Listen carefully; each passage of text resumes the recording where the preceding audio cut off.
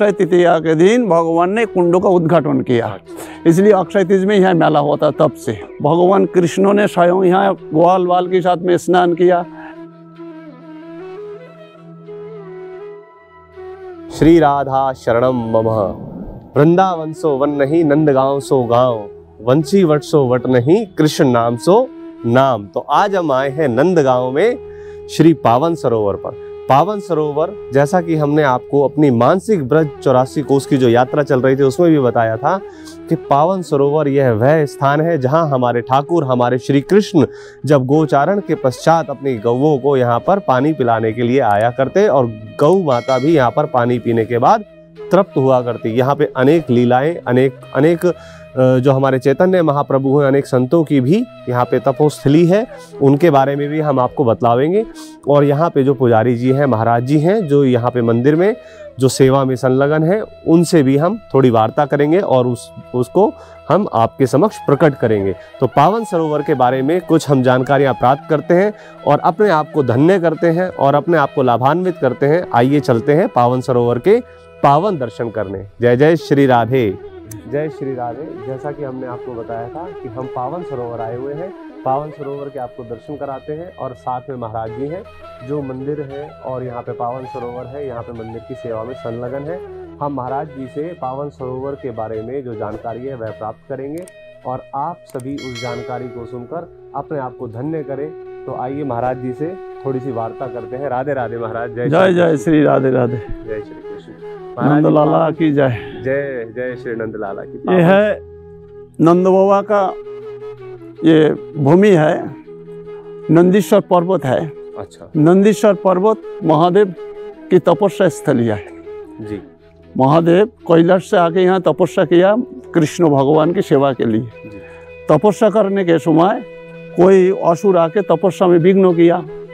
तपस्या में विघ्न करने से महादेव ने श्राप दिया जो तपस्या में जो विघ्न करके पत्थर हो जाएगा।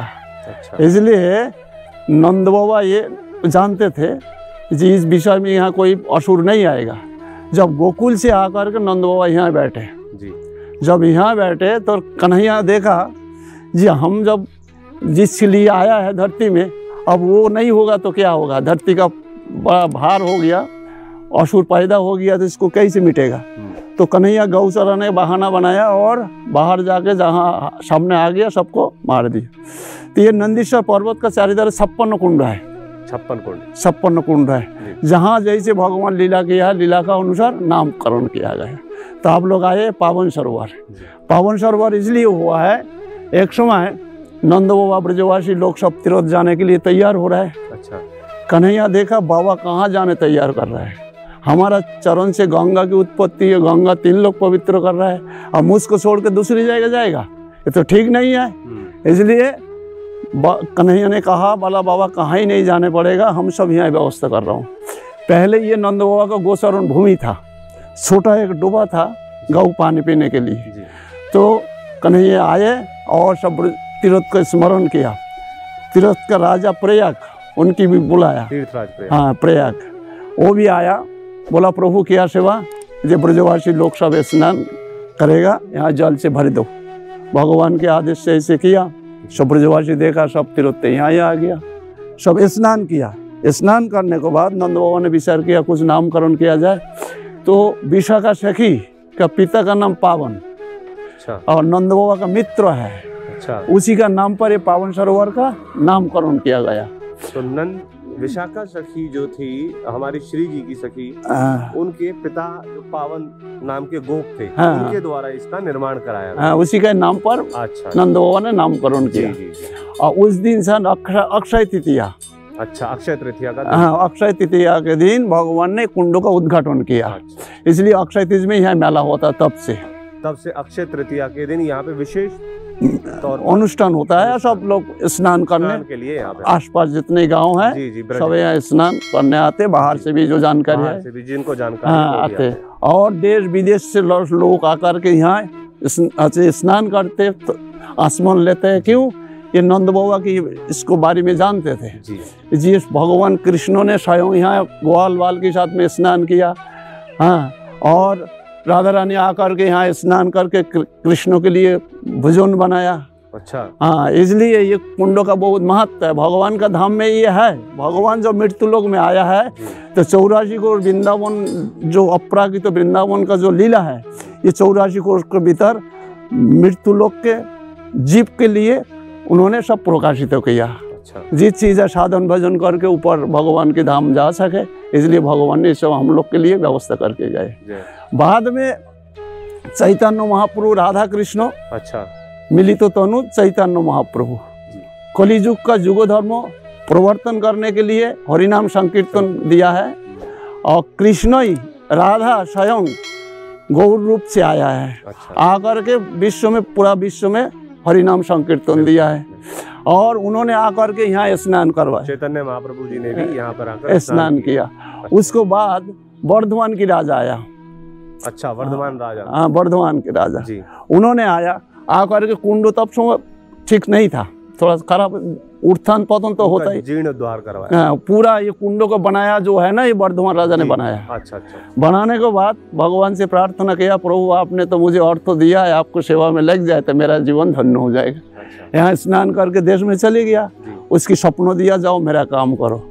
तो वर्धमान राजा ने पूरा कुंडो जो बना हुआ है 12 साल लगा के ये कुंडों का संस्कार किया। अच्छा, 12 वर्ष में इसको बनाया। अच्छा। बनाने के बाद यहाँ कृष्ण ग्वाल बाल के साथ में जल विहार स्नान करते थे, इसलिए पावन बिहारी नाम से उन्हीं की ठाकुर है। अच्छा, यहाँ जो मंदिर है वह पावन बिहारी ठाकुर के नाम से है। पावन बिहारी नाम से। अच्छा, तो उन्हीं का ही मंदिर में जो हमारे छवि है, श्री विग्रह है, हाँ, वह ठाकुर जी, श्री जी और चैतन्य महाप्रभु। हाँ, और राधा पावन बिहारी। अच्छा, राधा पावन बिहारी चैतन्य महाप्रभु। अच्छा अच्छा। हाँ, यहाँ का ये लीला है। जय हो, जय हो। तो ये सब भगवान ने अपने हमारा लिए सब, हम लोग के लिए सब प्रकाशित किया है। अच्छा। हाँ, तो जिससे हम लोग स्नान करके, तर्पण करके, भगवान के साधन भजन करके भगवान के धाम चले जाए, जिससे और जन्म मृत्यु से मुक्त हो जाएगा। इसलिए भगवान करुणामय, दयामय, इसलिए जीव के लिए जुग जुगांतर में इस भारत भूमि में आर्त करके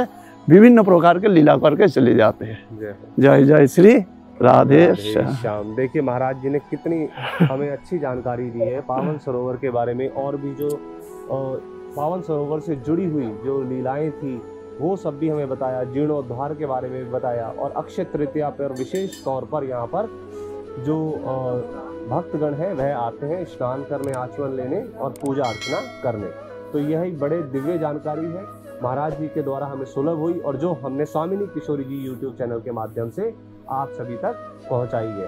तो आप सब भी पावन सरोवर आइए, पावन सरोवर में स्नान कीजिए, अंदर जो हमारे श्री विग्रह है ठाकुर का, उनके दर्शन करिए और अपने आप को पावन कीजिए। तो अभी हम महाराज जी के साथ एक बारी पावन बिहारी अंदर दर्शन करते हैं उनके श्री विग्रह के, और साक्षात ऐसा लगता है जैसे चैतन्य महाप्रभु और श्री जी और हमारे ठाकुर जी वहाँ विराजमान है।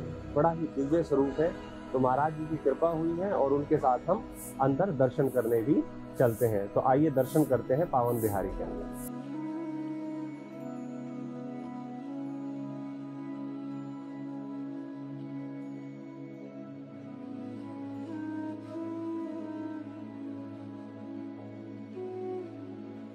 देखिए पावन बिहारी, कितने सुंदर दर्शन है, कितने दिव्य दर्शन है। अब आपको यहाँ पर दर्शन करके जो आनंद प्राप्त होगा, उसकी अनुभूति होगी, वह हमें तो हो रही है, आपको क्या होगी हमें पता नहीं। बहुत ही दिव्य दर्शन है। तो आइए दर्शन करिए।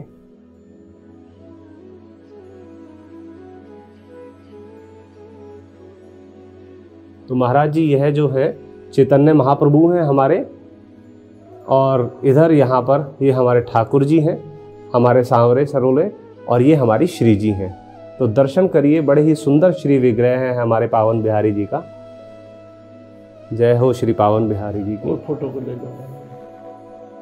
अच्छा, यहाँ पे संत जन है, ये कौन है महाराज जी? ये इनकी हमारा परंपरा में है। गौड़ीय मठ, हाँ, गौड़ीय मठ के जो परंपरा से है वह ये है। देखो यहाँ पे भी इनका चित्र है।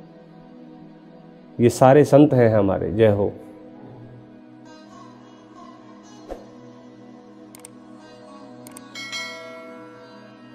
ये देखिए मंदिर के बाहर भी दर्शन करिए। चैतन्य महाप्रभु हैं हमारे, चैतन्य महाप्रभु जिनका सिर्फ हरि नाम ही सहारा था। सिर्फ हरि नाम की ही इन्होंने संकीर्तन की, संसार में पूरे विश्व में जो हरि नाम संकीर्तन की ही ख्याति उन्होंने फैलाई थी। तो यह चैतन्य महाप्रभु का बड़ा ही सुंदर दिव्य चित्र है, दर्शन करिए। यह हमारे जो गौड़ीय मठ संप्रदाय के संत हैं, जो भगवंत स्वरूपी हैं, यहाँ उन सभी के चित्र जो है साथ में लगे हुए हैं। दर्शन करिए, कितने सुंदर हैं, दिव्य। संत साक्षात भगवंत स्वरूप होते हैं और देखिए भगवान का ही स्वरूप लग रहा है। इनकी तप करने से ही यह जो भूमि है वह आज भी सुरक्षित है। तो अभी हमने दर्शन किए स्नेह विहारी जी के, अभी हम चलते हैं पावन सरोवर के दर्शन करने। थोड़ा पावन सरोवर को हम आपको दिखाएंगे, आइए। तो अब पावन सरोवर के हम आपको दर्शन कराते हैं और पावन सरोवर बड़ा ही पावन है, बड़ा ही दिव्य है। आइए दर्शन करते हैं पावन सरोवर के हमारे साथ और हम भी दर्शन करते हैं, आचमन लेंगे। आइए। बड़ा ही सुंदर सरोवर है और जैसा कि महाराज जी ने बताया कि यहाँ पर अनेकों संतों की तपस्थली भी है और अक्षय तृतीया के दिन विशेषकर यहाँ पर जो है उत्सव होता है। बड़े बड़े दूर से, देश विदेश से भक्तगण आते हैं और अक्षय तृतीया पर यहाँ पर स्नान कर कर अपने आप को धन्य करते हैं और पावन करते हैं। नाम ही पावन सरोवर है तो पावन तो होंगे ही। ये देखिए हम आचमन लेते हैं यहाँ पे।